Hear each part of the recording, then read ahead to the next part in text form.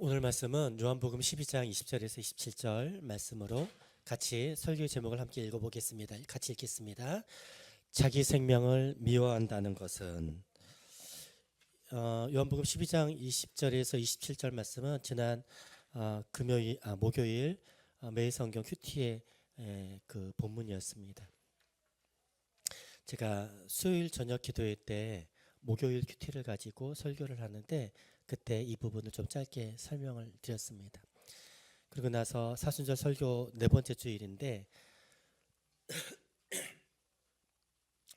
이 말씀 예수님께서 하신 말씀이 약간 성도들에게 이 말씀이 부정적으로 들릴 수도 있겠고 또 이 말씀을 잘 이해하지 못하는 사람도 있겠고 또 오해하는 사람도 있겠다라고 하는 생각이 들어서 이 말씀을 같이 함께 나누려고 합니다. 예수님께서 자기의 생명을 미워하는 자는 영생을 얻고 그 영생이 보존되겠다고 말씀하셨는데 약간 좀 어폐가 있는 말씀 아닙니까? 기독교에서 하나님의 그 창조의 또 섭리와 구원받은 것으로 인하여 그리스도인들이 누리는 하나님의 자녀들이 누리는 것 중에 가장 첫 번째가 뭐냐면 같이 한번 따라합시다. 하나님의 사랑으로 자기 자신을 사랑하는 것입니다. 이게 구원받은 성도들이 누릴 수 있는 가장 큰 축복입니다. 그런데 이 말, 자기 자신을 사랑한다라고 하는 이 말은 그리스도인들만 사용하지 않습니다. 하나님을 믿지 않는 사람들도 자기를 사랑하고 존중하는 것이 얼마나 중요한 것인지 알고 있지요. 그래서 자녀들에게 너무 위축되지 마. 너 자신을 사람들과 비교하면서 자기 자신을 가치 없는 사람으로 여기는 것은 너의 인생을 망가뜨리는 정말 위험한 일이다 하는 말들을 우리는 학교에서도 또 사회에서 강연으로 책에서 얼마나 많이 들어왔는지 모릅니다. 또 우리 교회에서도 참회의 기도를 하고 나면 공동체가 함께 고백하는 말, 하나님이 나를 사랑하신 그 사랑으로 나도 나 자신을 사랑하기로 결정합니다. 여러분들 그 말을 그 문장을 만들고 나서 십수년이 넘는 시간 동안 얼마나 많이 매일 1년에 52주 동안 얼마나 많이 반복적으로 하는지 모릅니다. 그래서 우리는 알고 있습니다. 구원받은 백성들은 하나님 안에서 자기 자신을 사랑하는 것이 얼마나 소중한 일인지. 그런데 질문해 보십시다. 여러분들은 자기 자신을 존중히 여기고 사랑하는 것이 정말로 쉬웠습니까? 쉽지 않아요. 왜냐하면 자기 자신을 사랑하고 존중하는 것은 꽤 여러 가지 것들이 있어야 됩니다. 하나님이 없는 가정에서는 여러 가지 환경이 필요한데 부모님들이 인품이 좋아야 되고요. 그리고 또 삶의 형편도 좀 넉넉해야 합니다. 그래서 좀 여유가 있어야 돼요. 그 여유가 있어서 너무 치열하지 않아서 자녀들을 부모님의 좋은 인품과 좋은 경제적인 상황 또 여력이 있는 부모님의 인격적인 사랑을 받은 자녀들이 그래 자기 자신을 사랑할 수 있는 가능성이 조금 더 높을 것 같습니다. 그러나 이 말도 어폐가 있습니다. 재정적인 여력이 있다고 모든 부모가 그렇게 할까요? 그렇지 않습니다. 또 반대급부로 재정적인 여력이 너무 없어서 너무 치열하게 살아 부모님이 자녀들과 만날 수 있는 시간이 없고 너무 피곤하게 살다 보니까 정서적으로 좀 넉넉하면 좋은데 날카로운 상태에서 자녀들이 항상 옳게 행동하고 소중하게 행동하면 좋을 텐데 우리 자녀들이 그렇습니까? 그렇지 못하는 것이 있나요?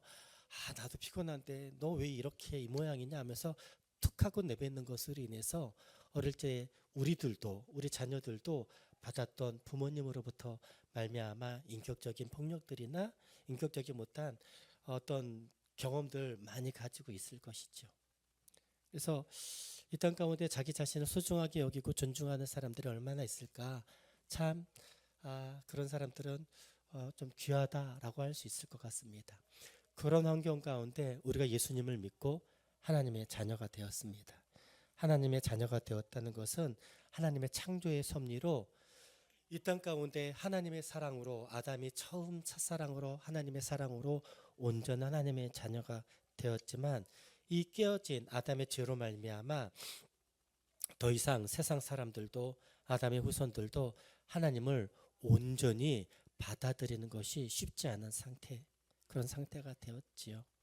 그래서 예수님이 이 땅에 오셔서 우리의 모든 죄를 용서하신다고 하시는 것은, 그것으로 말미암아 누리는 첫 번째 것은 하나님이 내 아버지 되시고 아버지의 그 끝없는 사랑으로 내 형편이 어떠하든지, 내 능력이 어떠하든지, 내 인격이 어떠하든지 상관없이 나를 하나님의 자녀로 삼으셔서 하나님의 사랑으로 내가 온전히 하나님 안에서 구원받고 그 하나님의 사랑으로 잘 회복되고 성숙해져 가는 것이 구원받은 백성들이 누리는 첫 번째 하나님의 사랑 아닙니까? 그런데 요한복음 12장 25절의 말씀은 그런 하나님의 사랑으로 내 자신을 사랑하는 것이 얼마나 중요한 것인 것을 우리가 알고 있는데, 예수님께서 말씀하십니다. 자기 생명을 미워하는 것. 25절 좀 한번 띄워주시겠어요? 같이 한번 읽어봅시다. 시작. 자기 생명을 사랑하는 자는 잃어버릴 것이요, 이 세상에서 자기 생명을 미워하는 자는 영생하도록 보존하리라. 방금 전에 제가 이야기한 기독교의 전통, 하나님의 창조와 구원으로 말미암는 은혜가 이런 것이었는데, 이거를 부정하는 듯한 예수님의 말씀을 보는 것이 이거 어떤 거지? 어떤 뜻이지? 저도 이 말씀이 옛날에는 참 어려웠던 말씀이기도 하고 알고 있었지만 깨닫게 된 이후로, 그럼에도 불구하고 이런 말씀, 이 알게 된 말씀으로 자기 자신을 대하는 것이 참 부정적인 이미지로 다가왔던 것 같습니다. 오늘 이 말씀을 통해서 하나님은 분명히 하나님의 사랑으로 자기를 자신을 사랑하라고 하셨는데, 왜 예수님은 자기 생명을 더 미워하는 것이 필요하다라고 말씀하셨는지를 함께 돌보고 기억하는 시간이 될 수 있으면 좋겠습니다.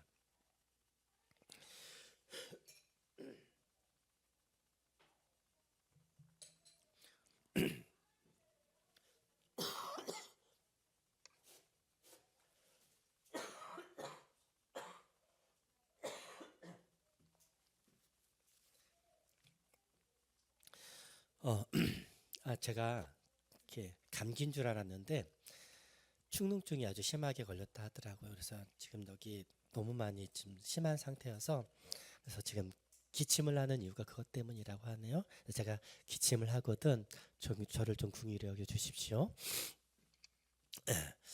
이 말씀을 가지고 함께 볼 때에 이 말씀 앞에 나오는 말씀도 굉장히 중요한 말씀이거든요. 24절, 25절 말씀이 있는데, 이 24절의 말씀도 같이 한번 읽어보십시다. 같이 한번 읽을까요? 시작. 내가 진실로 진실로 너에게 이르노니 한 알의 밀이 땅에 떨어져 죽지 아니하면 한 알 그대로 있고 죽음은 많은 열매를 맺느니라. 우리 한 밀의 이름이 여기서 나온 겁니다. 한 알의 밀. 목사님께서, 제가 사역했던 교회 담임 목사님께서 한밀의 이름을 이렇게 지어줬을 때 아내가 했던 말이 생각이 나요. 한밀이 좀 그래, 좀 죽어야 되잖아, 좀 그래. 물론 그 뜻을 알고 있습니다. 그럼에도 불구하고 이름은 어떤 거예요? 그 지혜자매에게 예배 끝나고 가서 한번 물어보십시오. 올해 받은 말씀이 무엇이냐고. 아는 사람만 압니다. 여러분,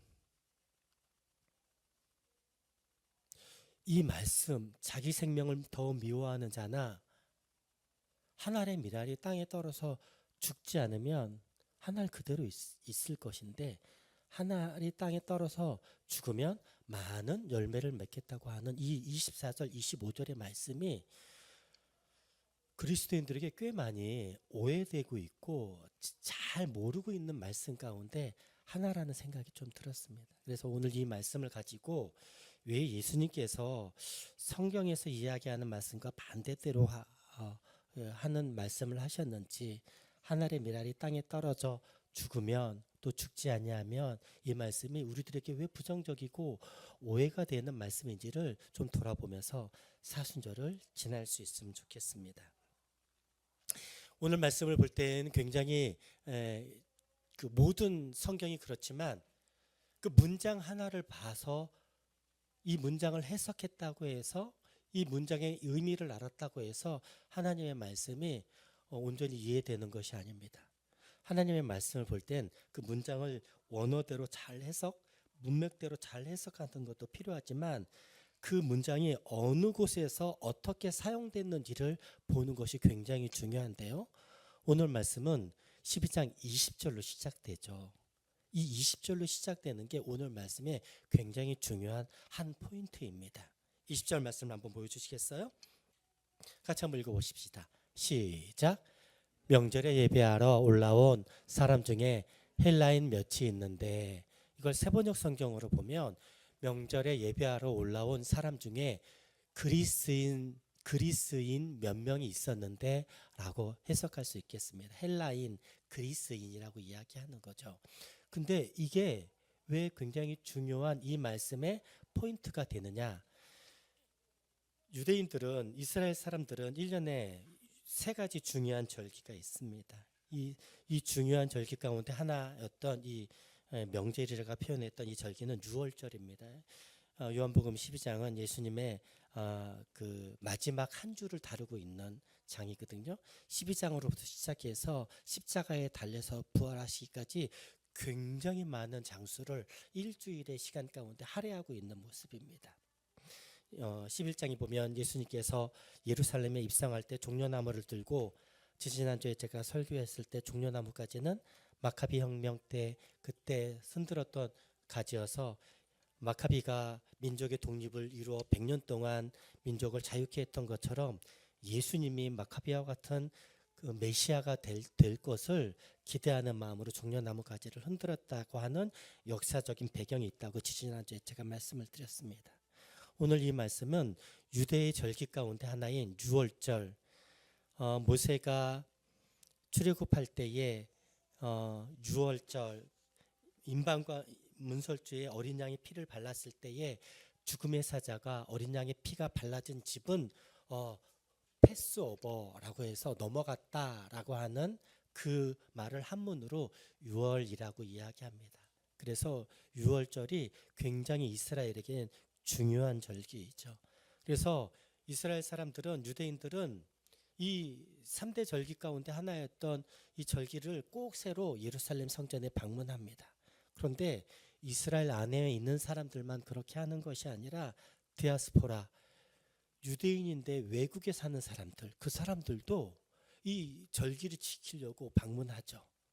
그런데 오늘은 외국에 살고 있는 유대인이 방문한 게 아니고요, 명절에 예배하러 온 사람 중에 그리스 사람이 있었다고 이야기하는 겁니다. 이방인, 유대인,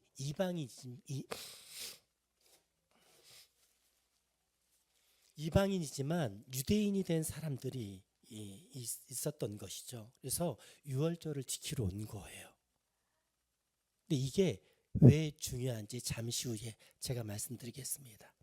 유월절을 지키러 온 것도 있는데, 예수에 대한 소문이 3년 동안 온 이스라엘이 바닥에 퍼졌습니다.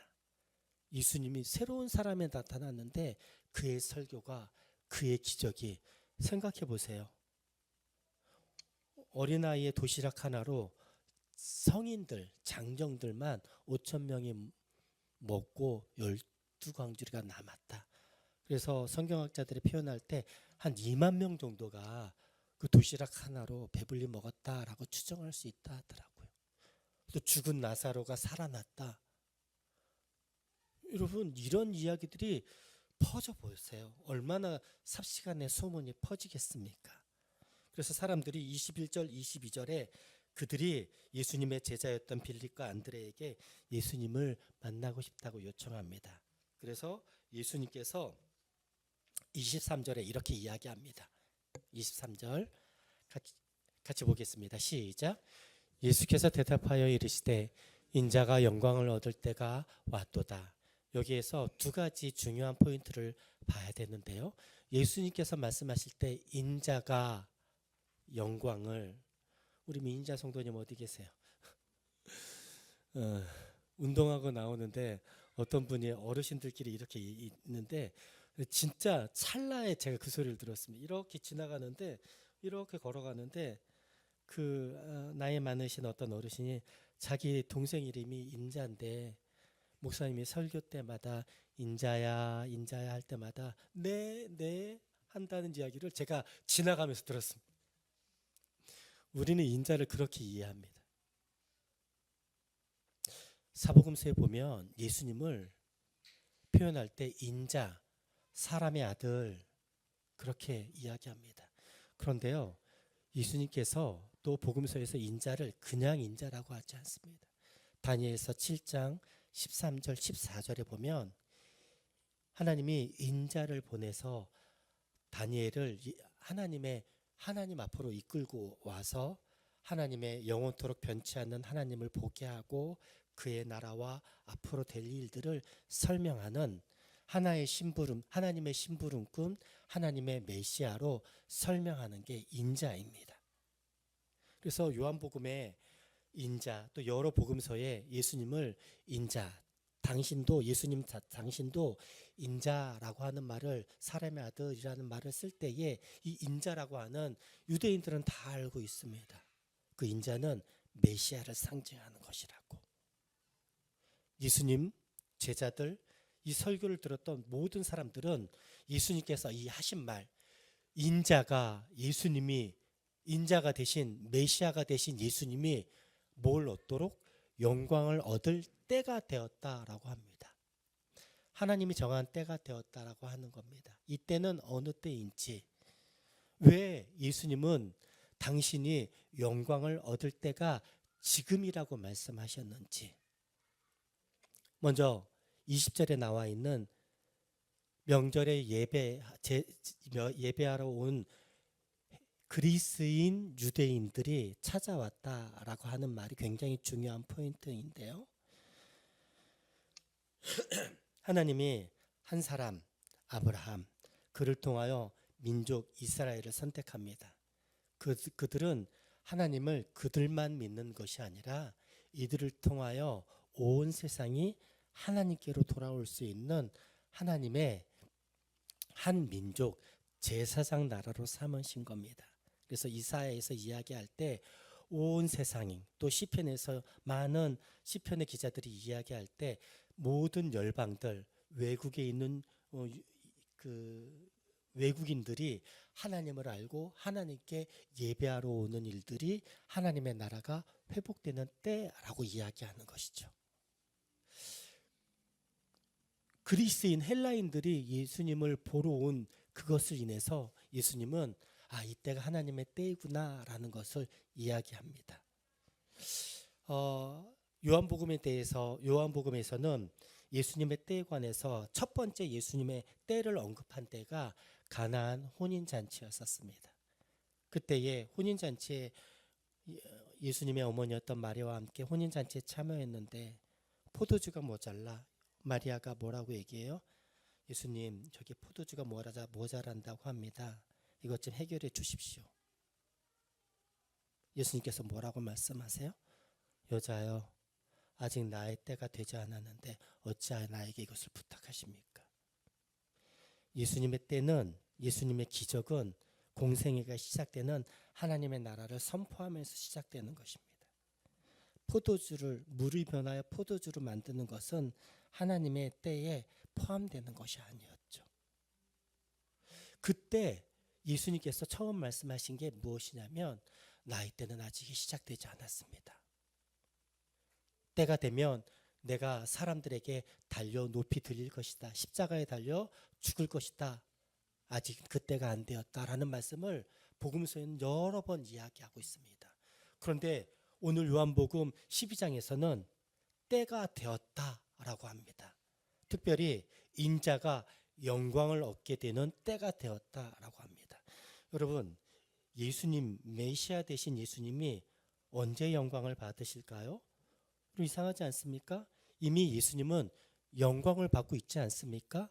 많은 사람들한테 칭찬을 듣고 있고, 그의 설교, 그의 기적들, 그의 가르침으로 인하여 수많은 사람들이 그를 칭찬하고, 예수님이 마지막 예루살렘에 입성하실 때에 종려나무 가지를 들고 환영하는 인파들이 얼마나 많았습니까? 우리가 생각할 때 이미 예수님은 영광을 얻고 있다라고 생각할 수 있겠습니다. 그러나 예수님은 사람들에게 영광을 얻는 것을 자신의 기쁨으로, 자신의 진짜 영광으로 생각하지 않았습니다. 예수님이 자신이 영광으로 얻게 된다는 것은 사람에게 영광을 받게 칭찬을 받는 것이 아니라, 나를 이 땅에 십자가에 달려 죽으러 보내신 당신의 아들 하나님이 그 사역을 완전히 이루실 때에, 그래 아들 예수야, 메시아야, 수고했다. 너의 놀라운 순종과 너의 사랑이 이렇게 하나님의 나라를 이루었구나 라고 하면서 예수님의 끝없이 다하는 그 사랑으로 인하여 하나님이 예수님을 격려할 때 비로소 인자가 되신, 메시아가 되신 예수님이 영광을 얻게 된다는 것이죠. 예수님을 영광을 받을 대상을 옆에 있는 사람들, 가족들, 제자들이 아니라고 이야기하시고, 나는 칭찬을 받을 수 있는 유일한 한 사람은 하나님뿐이다. 그리고 그때가 가까웠다라고 이야기하는 것이죠. 아주 쉽게 얘기하면 이 땅에 메시아로 죽을 십자가에 달려서 죽으러 왔는데, 내가 몇 날이 안 되어서 사람들을 위해서 십자가에 달려서 죽게 되는 것인데, 그것으로 말미암아 하나님의 계획은 무엇이었습니까? 첫 번째 창조의 계획은 온전히 아담과 하와로 말미암아 생육하고 번성해서 하나님의 나라를 이루는 것인데, 그들이 사단의 유혹, 자신의 욕심으로 말미암아 하나님의 나라를 거절하고 이 땅을 깨어진 세상으로 죄 가운데 거하는 일들이 벌어졌죠. 그래서 수많은 사람을 통하여서 하나님의 나라를 회복하길 원하셨지만, 그 일들이 다 수프로 허사가 되었고, 마지막으로 한 사람, 하나님의 아들 예수 그리스도를 보내주셔서 이 땅을 완전히 회복하실 수 있는 예수님을 보내주셨는데, 그의 십자가의 사건으로 말미암아 깨어진 세상이 회복되는 그때 비로소 하나님께서 영광을 받으시고, 하나님께서 수많은 사람들로 인하여 다시 하나님을 예배하도록, 하나님을 가까이 할 수 있는 하나님의 자녀가 되는 복음이 완성되는 일들이 벌어지는, 하나님 영광을 받으실 그때가 예수님도 영광을 받는 그때가 된다고 이야기하는 것이죠. 그래서 24절, 25절을 이야기하기 전에 20절과 23절에 있는 말씀을 충분히 이해하지 않으면 24절, 25절을 제대로 이해할 수 없는 겁니다. 이 하늘의 미랄, 자기 생명을 더 미워하는 것에 관한 이 말씀의 상황은 이것입니다. 한마디로 이야기하면 이 땅에 예수님의 사명을 마지막으로 이루실 때가 되었는데, 3년 동안 사역하면서 그때를 기다렸고, 이제 마지막 한 주의 시간 가운데에 십자가에 달려 돌아가시는 이 일들로 말미암아 이제 하나님의 나라가 다시 회복하게 될 것이다. 이것이 이 말씀의 상황의 전제 조건이었습니다. 그러면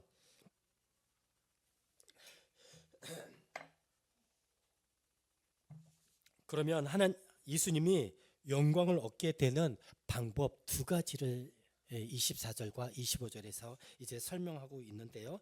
24절 이 말씀을 한번 보도록 하겠습니다. 예수님께서 어떻게 하나님 앞에 영광을 누리게 될까? 첫 번째는 24절입니다. 내가 진실로 진실로 너희에게 이르노니 한 알의 밀이 땅에 떨어져 죽지 아니하면 한 알 그대로 있고 죽으면 많은 열매를 맺느니라. 이 말씀은 한정된 말씀입니다. 이 말씀은 여러분들에게 해당되는 말씀이 아니에요. 여러분, 우리는 말씀을 읽을 때마다 큐티할 때 굉장히 조심해야 될 것 중에 하나는 우리는 말씀을 읽으면 그 말씀을 꼭 내가 지켜야 된다고 생각해요. 그런데 어떤 말씀은 여러분이 지킬 수 있는 말씀이 아닙니다. 그 말씀은 하나님이 지키셔야 될 말씀이나 오늘처럼 이 본문의 말씀은 여러분들에게 해당되는 말씀이 아니라 예수님에게 해당되는 말씀이에요. 하늘의 미나리 땅에 떨어져 죽지 않냐면 예수님은 이 땅에 죽으러 오셨는데 예수님께서 죽지 않으시면 그의 사명을 이루지 못하는 것이고요. 예수님께서 십자가에서 달리지 않으시면 우리의 모든 죄를 용서받을 수 있는 기회가 날아가는 겁니다. 하나님의 마지막 계획이 그냥 완전히 그냥 아무것도 아닌 것으로 끝나는 거죠. 대신 예수님은 그냥 백수를 누리시면서 사시겠죠. 예수님은 알고 계셨습니다. 이 땅에 자기가 죽으러 오시는 것을. 여러분, 그런데 예수님께서 십자가에서 죽으시는 것이 쉬우셨겠어요? 아니요. 너무 어려운 일인 걸 우리가 알고 있습니다. 겟세마네 동산의 기도 여러분들 기억하시죠? 아버지여, 하실 수 있거든 이 잔을 내게서 옮겨 주십시오. 이거 내가 십자가에서 6시간 동안 달려서 창에 채찍에 또 못에 박혀 죽는 것이 어떤 것인지를 알고 있어서 하나님의 아들이었지만 참 인간의 아들이었던 예수님이 너무 두려워서 그런 기도를 3번이나 합니다. 3번이나 하면서 예수님 마지막 때 기도하실 때 하지만 이것이 아버지 뜻이거든. 네, 이 잔을 내가 받겠습니다 라고 기도하셨던 예수님의 십자가의 죽음이 얼마나 고통스러울 것을 아셨기 때문에 그런 기도를 하시는 예수님의 기도는 정말 우리가 낯설지 않은 우리가 감당할 수 없는 시험들 앞에 공포를 느끼고 두려움 가운데 불안을 느낄 때마다 그래 예수님도 그러셨는데 나는 믿음 없는 것이 아니라 사람이기에 불안할 수 있고 두려워할 수 있고 무서워할 수 있지. 여러분들을 너무 여러분의 신앙이라는 이름으로 여러분을 너무 옥죄이지 마십시오. 그래서 24절을 볼 때 여러분들 이 24절의 말씀은 여러분들을 향한 말씀이 아니라는 걸 기억하십시오. 이건 누구에게 향한 말씀이에요? 오직 예수님 한 분을 향한 말씀이었다는 걸 기억하십시오. 나는 이 땅에 죽으러 왔다. 그런데 죽지 않으면 하늘 그대로 있지 않겠느냐. 내가 죽어야 많은 사람들이 죄사함을 얻고 하나님의 자녀가 되는 열매를 맺는 일들이 많은 열매를 맺는 일들이 생기게 될 것이라. 이 말씀의 대상은 누구라고요? 여러분이 지키는 게 아닙니다. 예수님이 감당해야 될 말씀이라는 거예요. 그래서 성경을 묵상할 때 많은 사람들이 오해하는 것 중에 하나는 저는 이 말씀을 감당할 수 없습니다 라고 할 때 당신이 감당하라고 하신 말씀, 이런 말씀은 당신이 감당하라고 하신 말씀이 아니에요. 모든 말씀을 내가 짊어져야 된다라고 생각하는 그런 강압된 믿음으로부터 좀 자유할 수 있으면 좋겠습니다. 우리 아들 이름 지었을 때 한미를 어떡해요? 여보 이게 그런 말씀이 아니잖아. 그런데 이 말씀이 모든 그리스도인들에게 굉장히 불편한 말씀인 걸 알고 있어요. 왜냐하면 죽음이라고 하는 거 내가 감당할 수 없는 거에 대한 불가항력적인 두려움과 무서움을 경험하고 있기 때문에 그렇습니다. 그러니 여러분들 자유하십시오. 이 말씀은 누구 거라고요? 제 것도 아니에요. 얼마나 감사한지 몰라요. 예수님 겁니다. 두 번째 25절 말씀. 자기 생명을 사랑하는 자는 잃어버릴 것이요 이 세상에서 자기 생명을 미워하는 자는 영생하도록 보존하리라. 제가 이 설교를 시작하면서 서론에 자기 생명을 사랑한다라고 하는 것, 이건 기독교의 이 구원의 가장 큰 유익을 누리는, 아침에 일어날 때마다 그래 내 상황이 녹록지 않아도 돈이 많이 없지만 내 인품이 그렇게 훌륭하지 않고 내 언어도 그렇게 훌륭하지 않지만 하나님 나의 상황으로 구원하시는 것이 아니라 하나님의 사랑으로 예수 그리스도로 말미암아 우리를 하나님의 자녀 삼았으니 하나님의 사랑으로 나를 존중하고 귀하게 여기는 것은 얼마나 소중한 것이냐. 우리 풍상기 할 때마다 이 말씀들을 매일 한 번씩 텔레비전 앞에 걸어놓으라고 하고 TV 모니터에 핸드폰에 이렇게 들어오는 출입문에 걸어놓으라고 하면서 하나님이 나를 사랑하신 그 사랑으로 나도 나를 사랑하기로 결정하면 얼마나 많이 외웠습니까? 근데 오늘 말씀은 그 말씀과 반대되는 말씀처럼 보입니다. 자기 생명을 사랑하는 자는 잃어버린대요. 뭘 잃어버릴까요? 뒤에 있는 영생을 잃어버린다고 하는 말씀입니다. 이 말씀은 누구에게 해당되는 말씀이라고요? 이 말씀도 예수님에게 해당되는 말씀입니다. 이 땅에 그의 부르심, 그의 사명은 이 땅에 와서 자기 생명을 사랑하는, 가장 우선으로 자기 생명을 사랑하는 것이 그의 부르심이 아니고요. 그 뒤에 나오는 말씀처럼 이 세상에서 자기 생명을 미워하는 것이 자기가 영광을 얻는 길이고 영생을 누리는 길이라고 예수님께서 말씀하십니다. 그러면 이 말씀 가운데 자기 생명을 미워한다라고 하는 말의 뜻은 어떤 뜻일까요? 우리가 보통 미워한다라고 하는 말은 그것을 저주하거나 혐오한다는 뜻입니다. 예수님께서 말씀하실 때 이상하지 않아요? 자기 생명을 저주하고 혐오한다는 것은 기독교의 전통 하나님의 구원의 유익에서부터 멀어지는 것 아닙니까? 어떻게 하나님의 아들이 그 하나님의 놀라운 구원으로 말미암는 자기 사랑을 이렇게 부정할 수 있습니까? 라고 이야기하는 것이죠. 근데 이 본문이 굉장히 기독교인들에게 오해를 받을 만한 말씀이긴 합니다. 차라리 이 말씀을 다른 단어로 썼으면 어땠을까? 여기서 자기 생명을 미워하는 자가 아니라 이 말의 원어의 뜻은 같이 한번 따라합시다. 이 세상에서 자기 생명을 덜 사랑하는 자는, 사실은 미워한다는 것은 혐오하거나 저주하는 것이 아니고요. 이 말씀의 원어는 덜 사랑하는 것이라고 표현하는 게 훨씬 더 성경적인 해석에 부합되는 말씀입니다. 같이 한번 볼까요? 자기 생명을 사랑하는 자는 잃어버릴 것이요 이 세상에서 자기 생명을 덜 사랑하는 자는 영생하도록 보존하리라. 자기 생명을 덜 사랑해야 합니까? 이 말도 좀 그렇지 않나요? 그런데 제가 24절, 25절의 말씀, 이 말씀을 해석할 때에는 이 말씀이 언제 쓰여졌는지, 어떤 상황 가운데 쓰여졌는지에 관해서 말씀을 드렸습니다. 헬라인이 예수님을 만나러 찾아왔대요.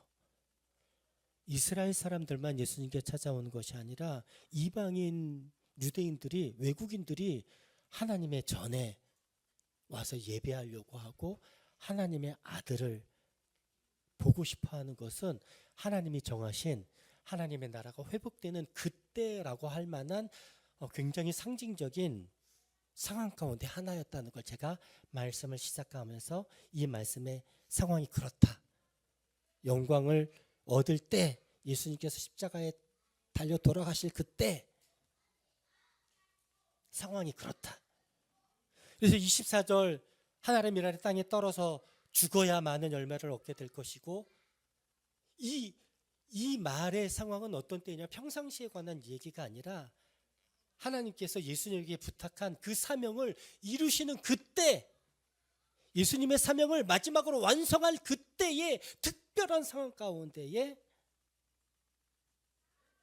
내가 십자가에서 죽어야 된다는 것과 내가 자기 자신을 좀 덜 사랑하는 일들 가운데 하나님 앞에 나가야 되는 것들을 설명하시고 계시는 거죠. 그러면 예수님은 자기의 이 부르심, 사명을 완성하기 위해서 자기 자신을 덜 사랑한다면 무엇을 더 사랑해야 한단 말입니까?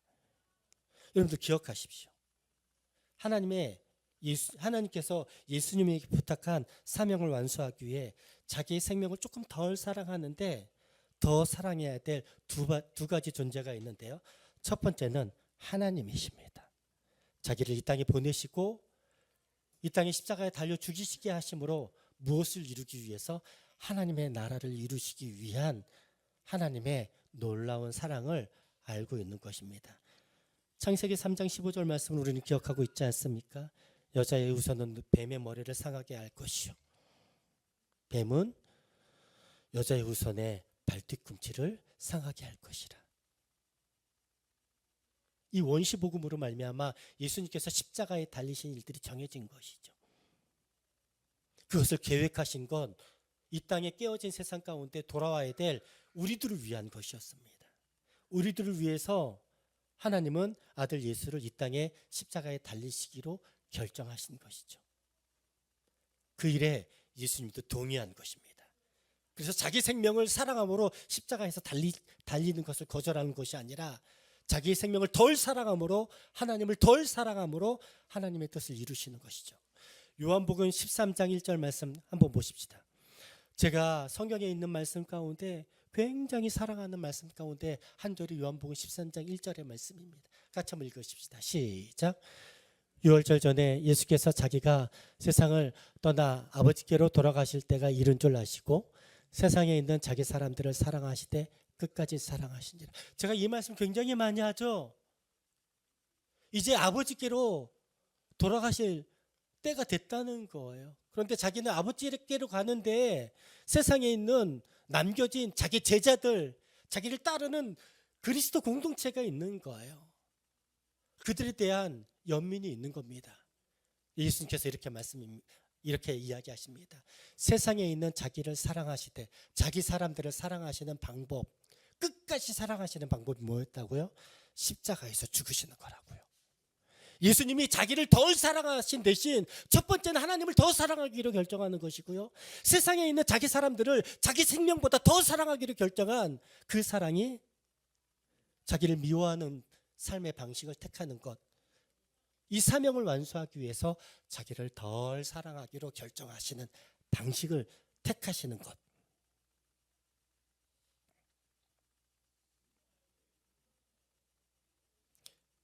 저는 이 말씀 여러분들 잘 기억하실 수 있길 바랍니다. 이것으로 말미암아 예수님은 당신의 사명을 온전히 이루셨고 그의 결과로 우리가 예수님을 믿는 그리스도인이 되었고 그 결과로 우리가 하나님의 자녀가 된, 하나님의 미랄의 땅이 떨어서 죽음으로 우리가 많은 열매가 되었던 것. 예수님께서 자기 생명을 덜 사랑하심으로 하나님 앞에서 영광을 받으시고 하나님의 뜻을 이루게 된 것. 이 상황과 전제 조건과 이 부르심이, 예수님의 부르심, 사명이, 이걸 제대로 이해하지 않으면 이 말씀을 이 말씀 좀 무서워, 이 말씀 기독교의 정신과 대치되는 거 아니야? 라고 생각할 수밖에 없는 것이죠. 그 전제 조건과 예수님의 사명을 이해한다면 이 말씀이 여러분들 이해가 되십니까? 이걸로 설교가 끝날 수 있겠습니다. 그런데 말씀은 여기에서 끝나지 않습니다. 우리는 그것으로 말미암아 그리스도인이 되었고 이 깨어진 세상에서 하나님의 나라를 누리는 사람들이 되었습니다. 이 25절에서 이 말씀이 끝나지 않습니다. 26절 보시겠어요? 26절 같이 읽읍시다. 같이 읽어보겠습니다. 시작. 사람이 나를 섬기려면 나를 따르라. 나 있는 곳에 나를 섬기는 자도 거기 있으리니 사람이 나를 섬기면 내 아버지께서 그를 귀히 여기시리라.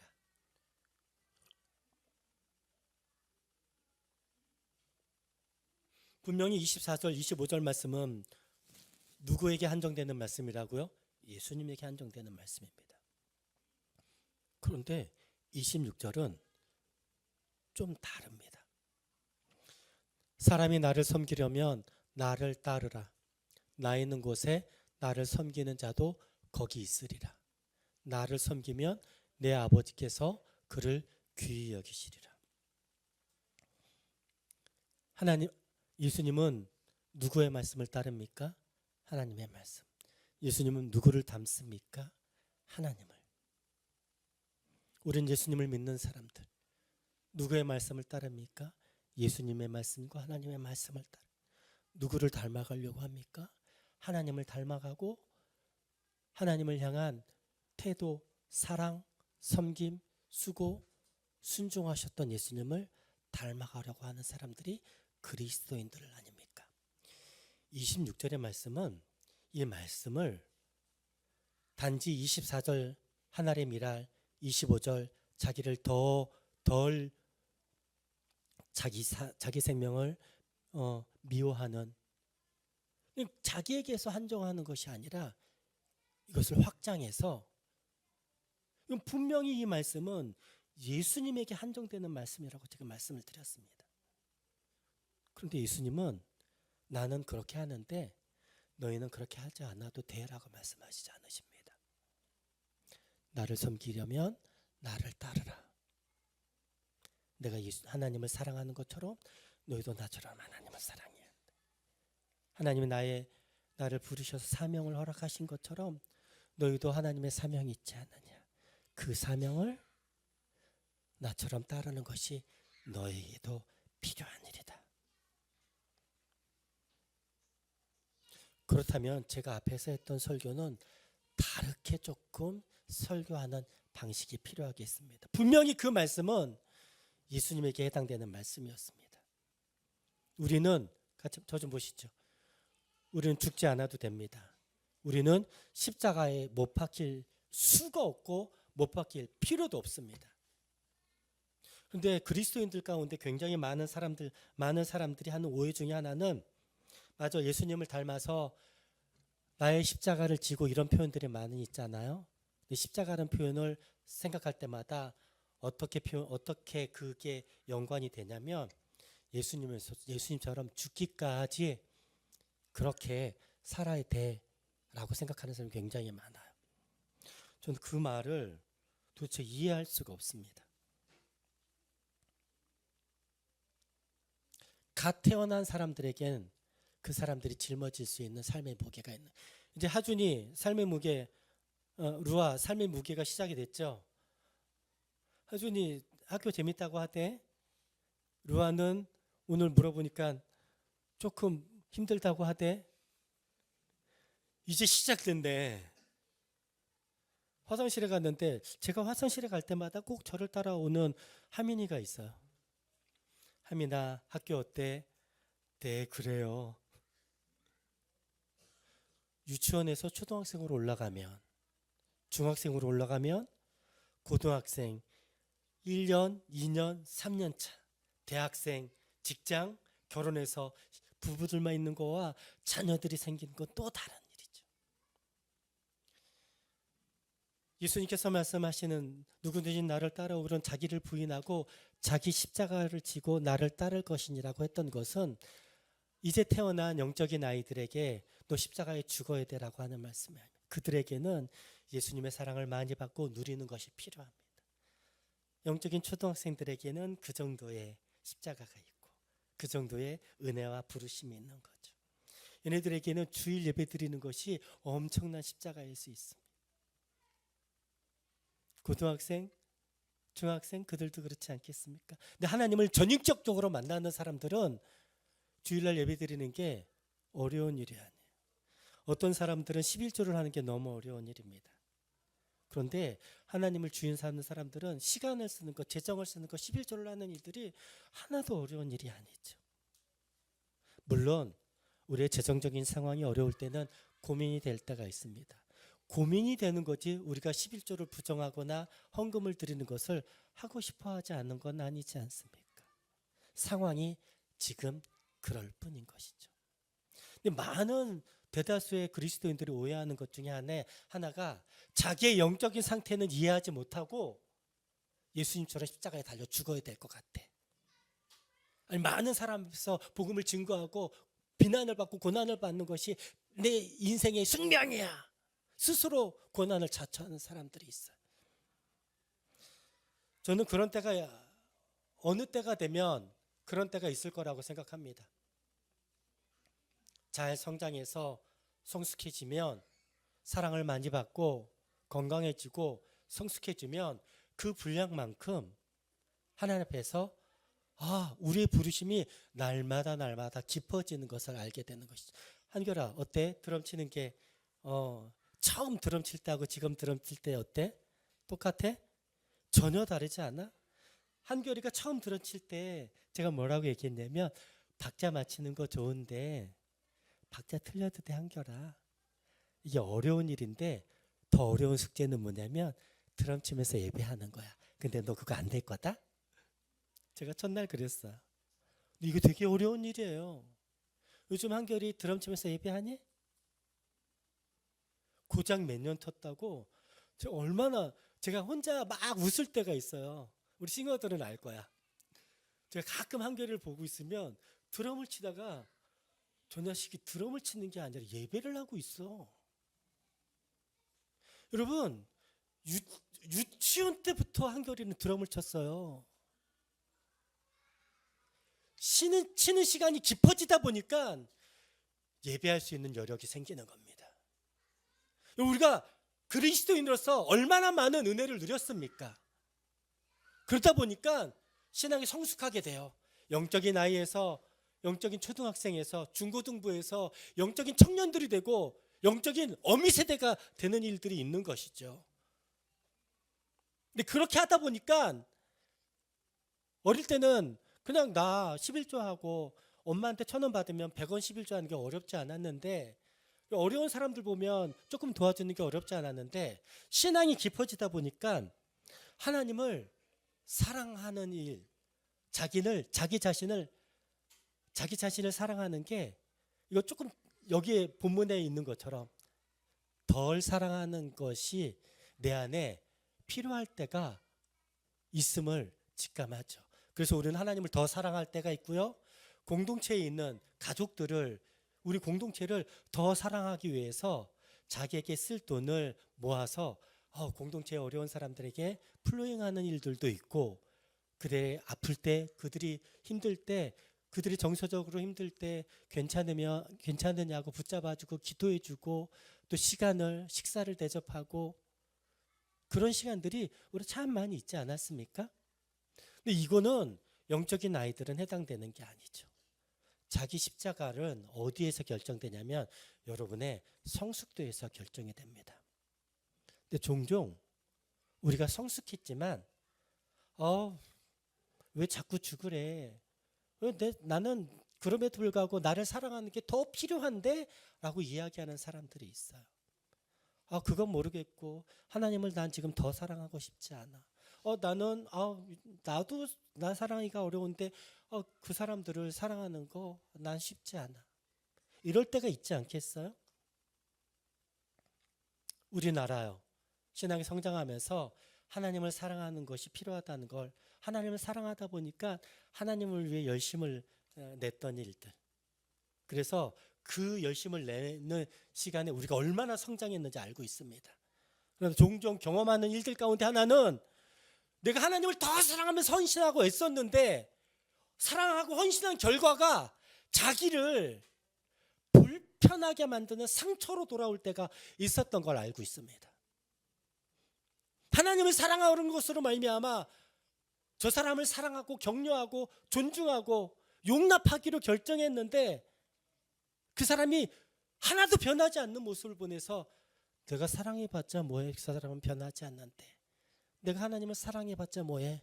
나에게 돌아오는 건 재정적인 어려움과 마음의 상처와 무기력뿐인데. 모르겠어. 나는 나 자신을 사랑하는 것도 쉽지 않아. 그래서 자기 생존마저도 버거워할 때가 있을 때가 있죠. 제가 어떤 그 책을 보다가 이런 책을 좀 보게 됐습니다. 그 화면 좀 하나 올려주시겠어요? 어떤 과학자가 실험을 했습니다. 한 물고기, 굉장히 싸나운 물고기를 수조에 놨어요. 그리고 수조 절반쯤에다가 유리막을 채워놓고 그 앞에 건너편에는, 그 반대편에는 저 물고기가 먹을 수 있는 조그마한 물고기를 풀어놨습니다. 이 물고기가 어떻게 반응하는지 보고 싶어서. 시간이 지나면 배가 고프죠. 앞에 뭐가 있어요? 먹이가 있어요. 물고기가, 이 큰 물고기가 자꾸 저 먹이를 먹으려고 들이받아요. 저걸 먹어야지 내가 사니까.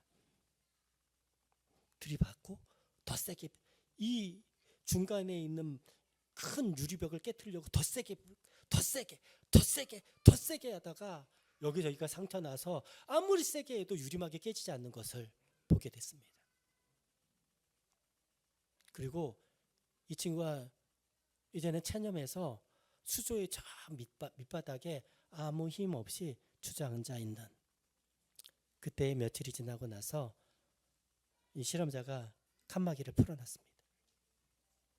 그럼 어떻게 하면 돼요? 잡아먹으면 되죠.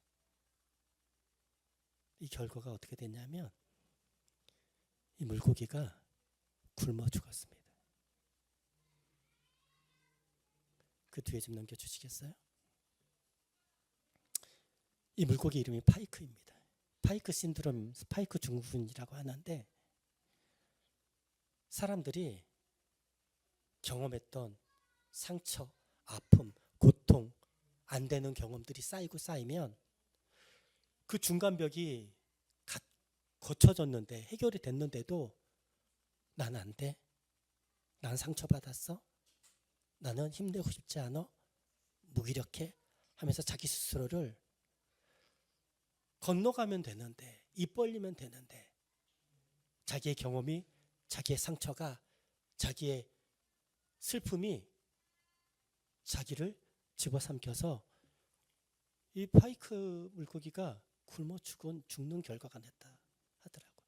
제가 이 글을 보면서 느꼈던 것 가운데 하나가, 그리스도인들에게 한 알의 미랄이 땅에 떨어지면 자기 생명을 미워해야, 이런 말들이 잘 모를 때에는 부담스러워, 잘 알고 나서도 자신들의 아팠던 경험들로 인해서 난 지금 좀 그렇습니다. 그럼에도 불구하고 저는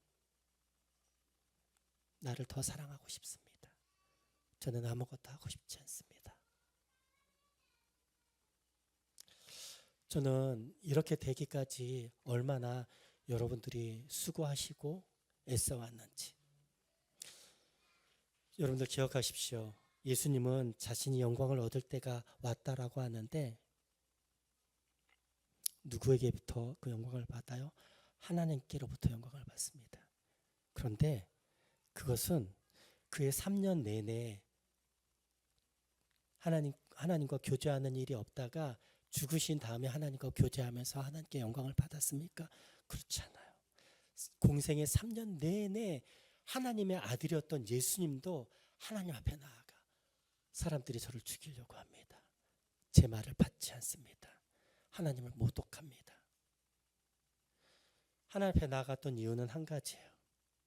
하나님 앞에 나아가서 자기의 상처와 불안과 슬픔을 하나님 앞에서 쉬면서 회복하는 것이 필요했기 때문에 3년 내내 이른 새벽에 밤 늦게까지 기도하셨던 이유가 딱 그거였었습니다. 우리들도 마찬가지죠. 우리는 죽어서 하나님께 영광을 받겠습니까? 전 기대합니다, 그날. 그런데 그건 너무 가혹하지 않습니까?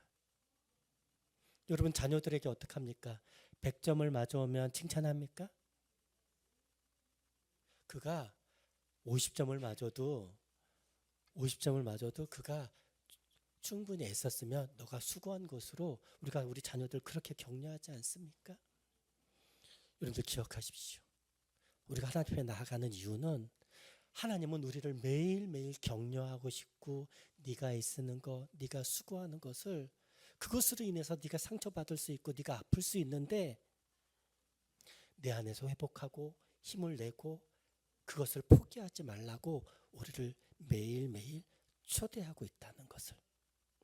예수님은 그것을 알기 때문에 매일매일 십자가 앞에 나갔고, 하나님 앞에 나아가고, 심지어 겟세마네 동산에서 너무 공포스러워서 의학자들이 표현할 때 그렇지 않습니까? 사람들이 공포의 극한을 느끼면 모세혈관이 터져서 땀샘에서 피가 쏟아져 나오는 일들을 보게 된다고. 예수님의 사건을 그렇게 설명하는 의사들도 많이 있습니다. 얼마나 극도의 공포심을 느꼈겠습니까? 저는 우리 성도들이 느끼는 공포와 불안과 염려들이 결코 작다고 생각하지 않습니다. 여러분 스스로를 너무 믿음 없이로 치부하지 마시고 여러분 주변에 있는 사람들을 우리가 하나님처럼 이해하는 것도 아닌데 너무 그들을 믿음 없다라고 이렇게 찌그러뜨려 놓지 않으셔도 좋겠습니다.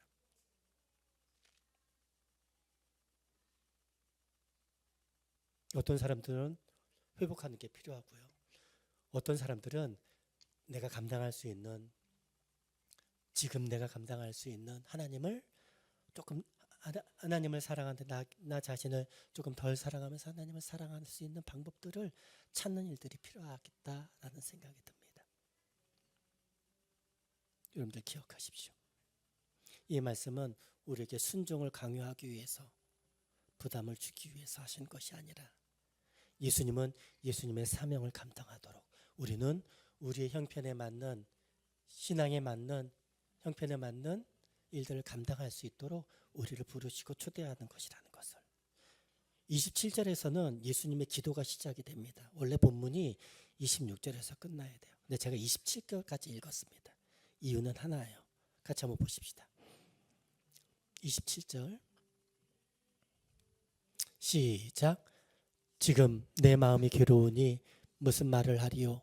아버지여 나를 구원하여 이때를 면하게 하여 주옵소서. 그러나 내가 이를 위하여 이때에 왔나이다. 겟세마네 동산에서 했던 기도와 거의 비슷하죠. 예수님이 얼마나 큰 스트레스를 받고 있어 하는지. 그런데 우리는 이걸 볼 때마다 뭐라고 해요? 예수님 믿음 없다고 절대 얘기하지 않습니다. 그러니 우리 자신을 우리가 불안하다고 우리가 힘들었다고 우리가 상처받았다고 하는 말을 할 때 믿음 없다고 스스로 징계하지 마십시오. 스스로 여러분들을 폄하하지 마십시오. 이웃 사람들을 그렇게 폄하하지 마십시오. 그러나 우리가 한 가지 이 예수님의 기도에서 배워야 될 것이 있다면 내가 불안하고 내가 힘들고 내가 지쳐 있지만 나를 구원하시는 구원의 목적과 나에게 부탁하신 하나님의 사명을 예수님은 잊지 않고 있다는 것을. 기도의 후반절 그러나 시작. 그러나 내가 이를 위하여 이때에 왔나이다. 자신의 부르심을 포기하지 아니하시는 예수님의 기도와 그의 태도를 본받는 우리 하나님의 자녀된 이 사순절에 여러분들 얼마나 피곤하십니까? 또 재정적으로 얼마나 어려움을 당하는 또 체력적으로 정서적으로 얼마나 불편한 그 일들을 당하시는 마음이 있습니까? 여러분들 절대로 여러분이 믿음이 없어서 그런 것이 아니라 여러분 충분히 그렇게 느끼실 수 있지만 하나님 앞에 나아가십시다. 하나님의 쉼과 격려 그리고 하나님의 구원과 우리에게 허락하신 하나님의 부르심을 모든 것이 삼켜버리는 나의 상처 나의 사랑 성경은 그런 것들을 뭐라고 표현하냐면 우상숭배라고 합니다. 어떤 이들은 자기를 위하여 새긴 우상이 난 필요 없어. 사람들 필요 없어. 가족들 필요 없어. 난 내가 제일 중요해. 여러분 우선순위를 잘 지혜롭게 돌아볼 필요가 있겠습니다. 하나님께서 이 일들을 그렇게 감당하며 살아가는 주의풀 공동체가 되길 주 이름으로 축복합니다.